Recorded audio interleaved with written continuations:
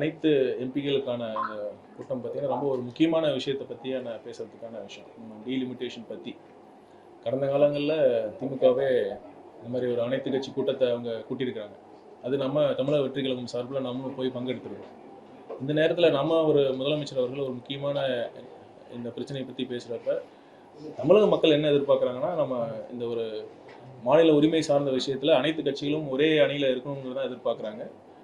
அவங்க வராமல் இருக்கிறது அவங்களை மக்கள் தெரிஞ்சுக்கிறதுக்கு ஒரு வாய்ப்பாக தான் இருக்குன்னு தான் நம்ம பார்க்குறோம்.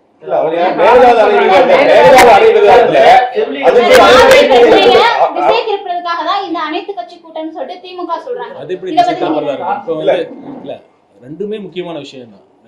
ஒன்றை மட்டும் பார்த்தா மட்டும் போதாது. ரெண்டுமே முக்கியமான விஷயம் தான். ரெண்டுமே மாநில உரிமைகள் சார்ந்த விஷயம் தான். காவிரி விஷயத்திலையும் நம்ம அரசு தெளிவான முடிவோடு தான் இருக்கு. நம்ம அனைத்து சட்டமன்றத்திலேயே நம்ம தனி தீர்மானம் கொண்டு வந்திருக்கோம். மேகதாது விஷயமாக அனைத்து கட்சியிலும் நம்ம பேசியிருக்கோம் சட்டமன்றத்தில்.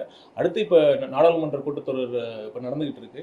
அதில் இப்போ டீலிமிட்டேஷன் விஷயமா நம்ம ஒன்றிய அரசு ஒரு பில்லை கொண்டு வரங்கிறப்ப அந்த நேரத்தில் நம்ம எல்லாரும் ப்ரிப்பேர்டா ஒரே அணியில் இருக்கிறதா நம்ம அவசியம். அதான் நம்ம தமிழக மக்கள் எதிர்பார்க்கறாங்க. எப்படி திசை திருப்ப முடியும்? இது ஒரு காவிரி விஷயம் ஒரு கண்ணுனா அது டீலிமிட்டேஷன் இன்னொரு கண்ணு தான். அது எப்படி ஒரு கண்ணை நம்ம பாக்குறப்ப இன்னொரு கண்ணை நம்ம புறக்கணிக்கிறதா ஆகாது. கண்டிப்பா அதாவது தாவேக அரசுக்கு என்ன தயக்கம்? அதாவது மேகதாது விவகாரத்துல பேசிட்டோமே, நிறைய வாட்டி அதையே பேசிட்டோம். தயக்கம்லாம் ஒண்ணுமே கிடையாது. தயக்கமும் இல்லை, பயமும் இல்லை அனைத்து கட்சி கூட்டுறதுல. இது ஒரு வாய்ப்பு தான். பார்த்தீங்கன்னா மேகதாது விஷயமாவும் காவிரி விஷயமாவும் ஏற்கனவே நம்ம ஆக்சுவலாக பார்த்தீங்கன்னா முதல் கூட்டத்தொடரிலே மாண்பு முதலமைச்சர் அவர்கள் ஒரு தீர்மானம் கொண்டு வந்தாரு. அதனால ஏற்கனவே அதை இப்போ நிறைய பேசிட்டோம். அனைத்து கட்சி உறுப்பினர்களும் அதை பற்றி நம்ம பேசியிருக்காங்க. அதை உரிய வாய்ப்பு நம்ம சபாநாயகர் கொடுத்துருக்காங்க. நம்ம த்ரெட் பேரா அதை பத்தி பேசிட்டோம். அதுதான் கடந்த காலங்கள்ல டீலிமிட்டேஷனை அதிகமா எதிர்த்த திமுக இப்ப சமீப காலமாக ஆட்சி மாற்றத்திற்கு பின்பு அதை பற்றி பெரிய அளவுல பேசாம இருக்காங்க. இன்னுமே அது பாராளுமன்றத்துல நடக்குமா அமல்படுத்தாங்கன்னு தெரியாது. அதுக்குள்ள எதுக்கு இவ்வளவு அவசரப்படணும் தமிழக அரசு இந்த அனைத்து கூட்டத்திற்கு அப்படிங்கிற மாதிரி எல்லாம். இப்ப இந்த 2026ல இதை பத்தி நடக்கிற அவசரம்னா போன வருஷம் நடந்தது. அது எப்படி நம்ம சொல்லுவோம்? போன வருஷமே கொண்டு வந்தாங்கல்ல, திமுக கொண்டு வந்தாங்களா, அதை எப்படி நம்ம பார்க்க முடியும்? இல்லை, நாம் என்ன சொல்லணும்னா போன வருஷம் திமுக கொண்டு வந்த அனைத்து கட்சி கூட்டத்தும் அதுவும் சரியான விஷயம் தான். இப்பொழுதும் நம்ம மாண்பு முதலமைச்சர் அவர்கள் ஒரு அழைப்பு விடுத்திருக்கிற இந்த அனைத்து கட்சி கூட்டமும் சரியானது தான், அவசியமானது தான். இந்த விஷயத்துல திமுக ஒரு சாஃப்ட் கார்னர் எடுக்குது. தொகுதி மறுவரை விஷயத்துல ஒரு இல்லை, அது என்னன்னா அதுதான் பார்த்தீங்கன்னா திமுக பல்வேறு காரணங்களால இந்த ஒன்றியத்தில் ஆளும் அரசோட பணிஞ்சு போயிருக்காங்க. அதுதான் உண்மை. அவங்க ஒவ்வொரு அமைச்சர் மீதியும் பல்வேறு ஊழல் குற்றச்சாட்டுகள் இருக்குது. அது அவங்க காலத்தின் கட்டாயமாக இருக்குது. ஸோ கண்டிப்பாக அவங்க எப்பொழுது காங்கிரஸ் வெளியே வந்ததோ அவங்களுக்கு ஒரு நல்ல ஒரு காரணம் கிடைச்சிருக்கு. அவ்வளோதான். காங்கிரஸ் வெளியே வந்தது அவங்களுக்கு ஒரு நல்ல காரணம். அது உண்மையிலே அவங்க உள்ளுக்குள்ளே அவங்கெல்லாம் சந்தோஷமாக தான் இருப்பாங்க. எப்போ பிஜேபி பக்கம் போகலாம் அவங்கள காப்பாற்றிக்கிறதுக்காக, அவங்க மேலே இருக்கிற ஊழல் குற்றச்சாட்டுகளும் தப்பிக்கிறதுக்காக இது ஒரு நல்ல வாய்ப்பாக தான் அவங்க பார்ப்பாங்க. சட்ட முன்னோடி கையில் கிடைக்கல. அப்படி இருக்கும்போது ஏன் அவசரப்படுறாங்க? கனிமொழி சொல்றாங்கன்னா சட்டமொழி கையில கிடைக்கல, அதை நிறைவேற்றுவாங்கன்னு அதிகப்புறமா தெரியல. அதுக்கு முன்னாடி ஏன் தமிழக அரசு அவசரப்படுறாங்கிற மாதிரி ஒரு கேள்வி எழுப்புறாங்க. சரி, இப்ப அவசரம்னா போன வருஷம் நடந்தது என்னன்னு சொல்லுவீங்க? அப்ப ஏன் அந்த கேள்வி கேட்கல? அப்போ ஆரம்ப கட்டத்துல தான் அந்த பேச்சுவார்த்தை இருந்தது. இப்போ போன வருஷம் மட்டும் எதுக்கு நம்ம நடத்தணும்ல? அப்ப நம்ம தமிழக வெற்றி கழகம் சார்ந்த நம்ம அமைச்சர் போனாங்கல்ல, நம்ம பொதுச் செயலாளர் போய் கலந்துக்கிட்டாங்கல்ல. அதுதான் மக்கள் எதிர்பார்க்குறாங்க. அதாவது இந்த மாதிரி விஷயங்கள் அரசியல் காரணங்கள் எல்லாம் நம்ம தவிர்த்துட்டு மாநில உரிமையில் சார்ந்த விஷயத்துல அனைத்து கட்சியும் ஒரே அணியில் இருக்கணும்னு தான் மக்கள் எதிர்பார்க்குறாங்க. நம்ம அதுதான் நான் ஏற்கனவே சொன்ன மாதிரி நிறைய பேசிட்டோம். இப்போ மாண்பு முதலமைச்சர் அவர்கள் சட்டப்பேரவையில் சொன்னார்ல, நம்ம அவர் கர்நாடகா செல்ல விரும்பினார். ஆக்சுவலாக எந்த விஷயத்திலையும் பேசி தீர்க்க முடியாத விஷயங்கள் எதுவுமே இல்லை. அந்த மாதிரி விஷயங்கள்னால தான் நம்ம பண்ண முடியலையே ஒழிய, அந்த டைம் லாஜிஸ்டிக்ஸ் விஷயமால தான் பண்ண முடியலையே ஒழிய பேசக்கூடாது அப்படிலாம் எந்த ஒரு விஷயமும் கிடையாது.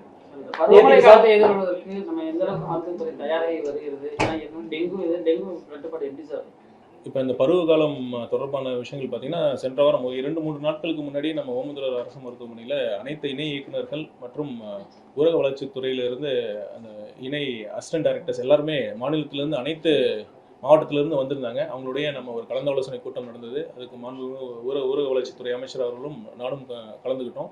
அதுக்கு என்னென்ன முன்னெச்சரிக்கை நடவடிக்கைகள்லாம் மேற்கொள்ளணும் அப்படின்னு பேசியிருக்கோம். கண்டிப்பாக அரசு தயாராக இருக்கிறது.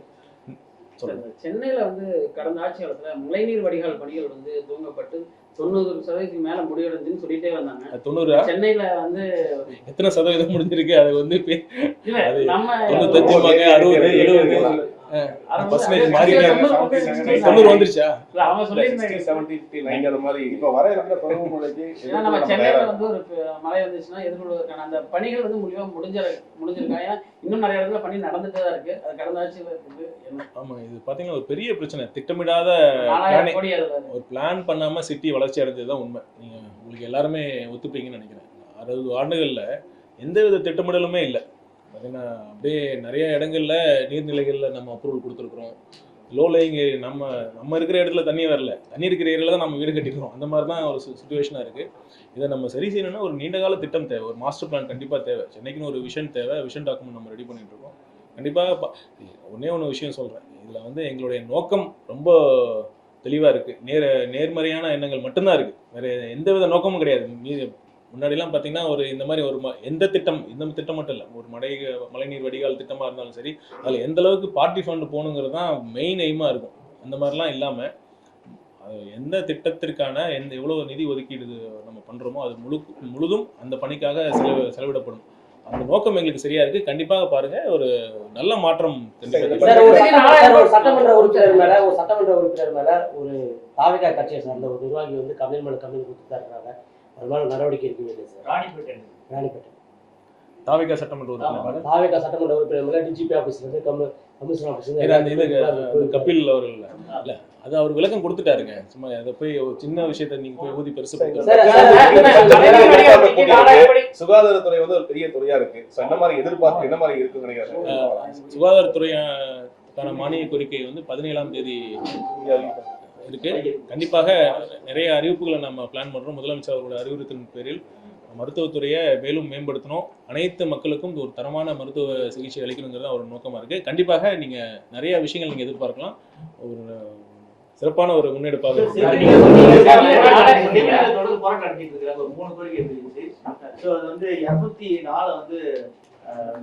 ரத்து செய்யணும். சிவில் ஆபீசர் நர்சிங் ஆபீசர் பேர் மாற்றணும் சொல்லி கோரிக்கை வச்சிருக்காங்க. நம்ம பண்ணிட்டு இருக்கோம். அதோட முக்கியமான கோரிக்கை அவங்க பணி டெம்பரரியா ஒர்க் பண்ணிட்டு இருக்காங்க. பணி இது டைம் ஸ்கேல கொண்டு வரணுங்கிறது அவங்களுடைய இதா இருக்கு. நம்ம பேசிட்டு கண்டிப்பா இருக்கு. நம்ம பேசிட்டு இருக்கோம், முதலமைச்சர்கிட்ட பேசிட்டு இருக்கோம். அவரும் கண்டிப்பா கனிவான முறையில் பரிசீலிக்கணும்னு சொல்லியிருக்காரு. நம்ம பெற்று தருகிறேன் என்ற நம்பிக்கை எனக்கு இருக்கிறது.